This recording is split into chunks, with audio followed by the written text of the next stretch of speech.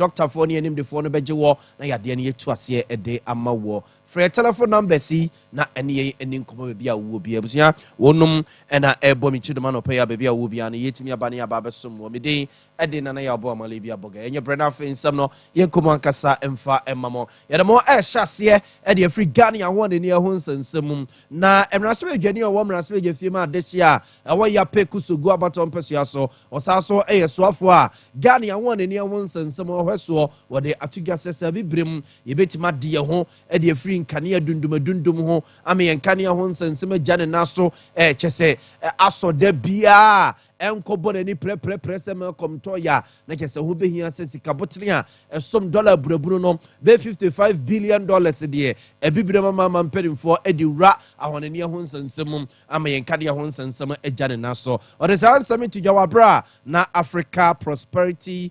dialogue jimedie koso won krapompere mantemo na okwa kasa fa bibrem enkania ene ahonene ho nsensem so do this susuye we ema ebibire mama mperimfo ora John Abdullah Jinapo Ninsama wade etudwani. Despite the continent's abundant renewable energy resources, Sub-Saharan Africa continues to struggle with renewable energy consumption, with approximately 80% of our energy sources emanating from non-renewable or fossil-based fuel, as compared to the global average of 60%. Ladies and gentlemen, it is an undeniable fact that the African continent cannot be left behind in the quest to secure the provision of reliable, affordable, and sustainable energy sources. This is the only surest way that the continent can lift itself out of poverty, achieve accelerated economic growth, and more importantly, achieve inclusive economic growth. Abzanfonti weye ora John Abdullah Jinapo soafo a osho meye ya hwane ne ho nsensem so saso ye mrase bedwani a owo mrase bedwafie ma de hye wo ya pekuso gu abaton peso ya so ene yeto ne nkan weyi mra na kyese Africa Prosperity dialogue jumedie ekoso enoko ye kokasa wase ye nto aso ne mfa monko esi kasem ora Johnson asiama ena sese wo hwa akire se pene kwanchefo woda o my Ghana esi kakra bia Bata Bank of Ghana no we mra na kyese ora Ernesta to Addison Najuma ebewiye odomfo ya domu a February bosumi ya yewramu ne bosumi a etwaso March bosumi no na ura no kyese wo pension won adwuma yem se Bank of Ghana governor nti no na kyese wo so hyase boaboa no ho na okogina ho me ne kwesi bronifo ne se leave no na ni powerful ekosomu nam so mama mperi John Dramani mama eja tumi ya omeyama mrani nchi amade ama no so awapao Dr. Johnson esiama se onkono nkoso Bank of Ghana na onhwe ne dada ntotie so nenra ena okose adwuma se se pani kwanchefo a wokoti omaye yesika krabia Bata Bank of Ghana no amode atugya se bank no adwuma ye ene ne fa hodi ekuta no se amanyosam enkorero mo dwumadie mu no obehwe so obebo ho ban no mo adi omudwuma se ne yese ne fata no maboa emo man ne nchechire awie peyo. His Excellency the President thinks that we should do this. It's a way of enforcing our independence as a central bank. The public must see us, as working together. It's just another transition, which is normal. The good thing is some of the people here are people we know already. And so the transition, you can be sure, will be smooth. Today is day one. We are just touching base, getting updated on issues. As the days unfold, we'll get to other things. Early this morning, we have held a number of discussions already between ourselves. Some briefing has gone on. And so far, so good. You can be sure that everything will be fine.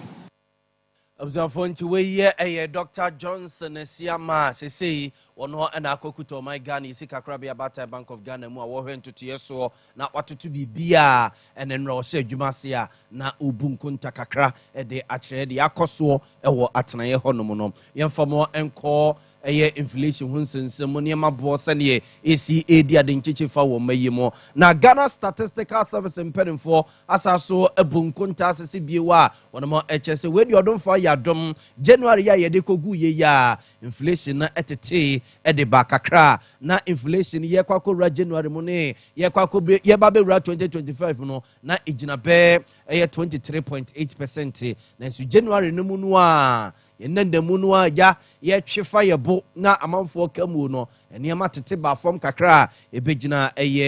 23.5% ya na kyɛ sɛ 0.3% na free so Dr. Samuel Kobna enim cheche nsɛm sɛ de kyerɛ.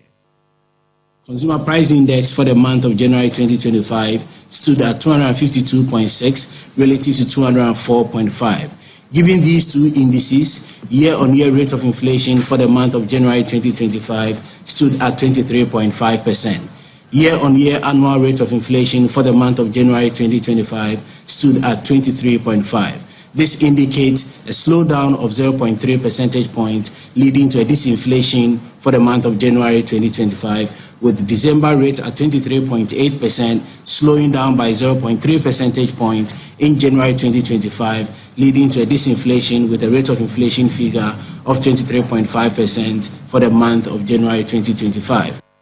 Observe so no chira petesi ni wi ne friends joto amanfo no num yi ne bo so no kire se kwosoro pa eno so kasa kakra de fa ho sei.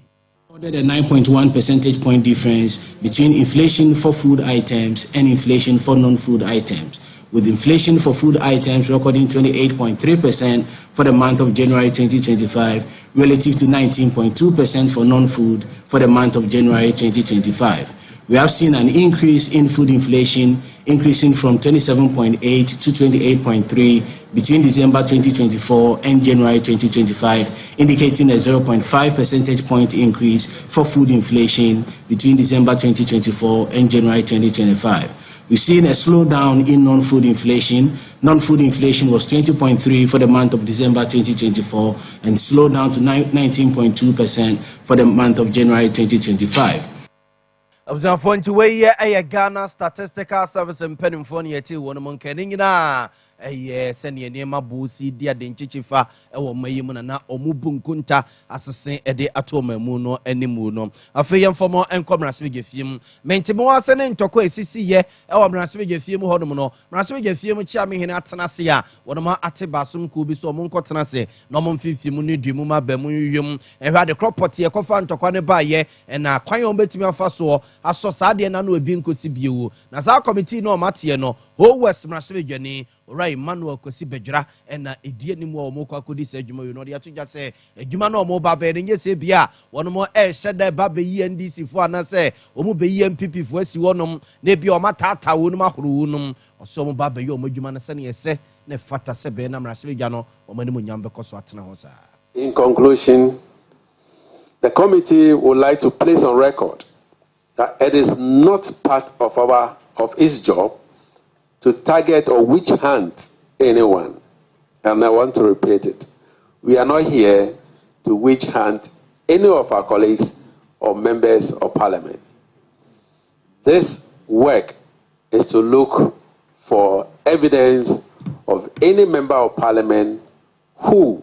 may have flouted the rules of engagement in this house. Hence, we are appealing to all and sundry to volunteer information that will help bring a lasting peace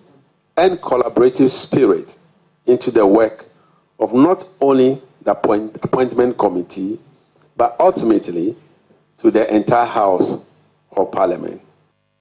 Observe to way a Rasvigani or Woman Rasvig Fima this year who was Tabaton Persuas Honorable Emmanuel Kwesi Bejra and Yatin. You could swallow the more Rasvig Fimua na MPP Rasvig for not to the Atuga so more can and we are singing at say I'm a speaker of parliament about Babi so swatting and this for no say or more can say. If you are so bien to be no bia wa brobia you be bia say huna bia asomo person mo de hyase ehuru no MPP for mo rasbe je fie mo no o mo ka mo matia se no bagawa ya wo mo no mo de be fe so o mo rasbe je fie mo no mo pa we amra na NPP rasbe je for na bo mo ho no eye nsɛmtwefo nhia mu e wo mo rasbe je fie.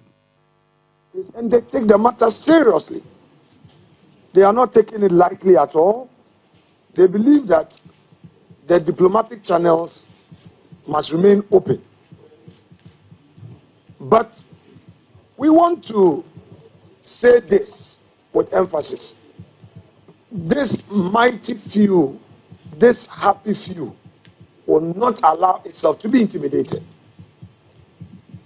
We will never surrender to any intimidation. All the issues that are being thrown at us are aimed at cowing us. None of it will work.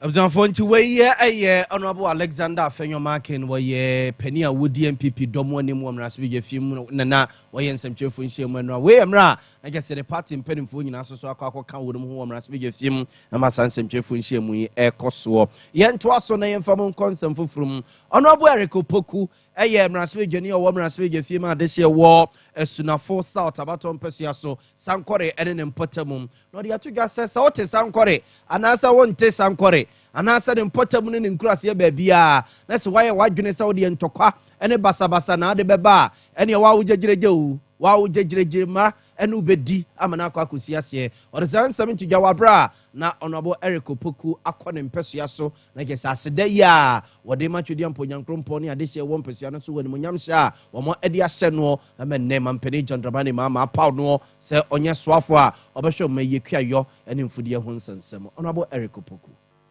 mama nshisha ahodo a ode agu akwanso no maye nhye se wo Southern Ghana e free bosome miensa ye bewura mu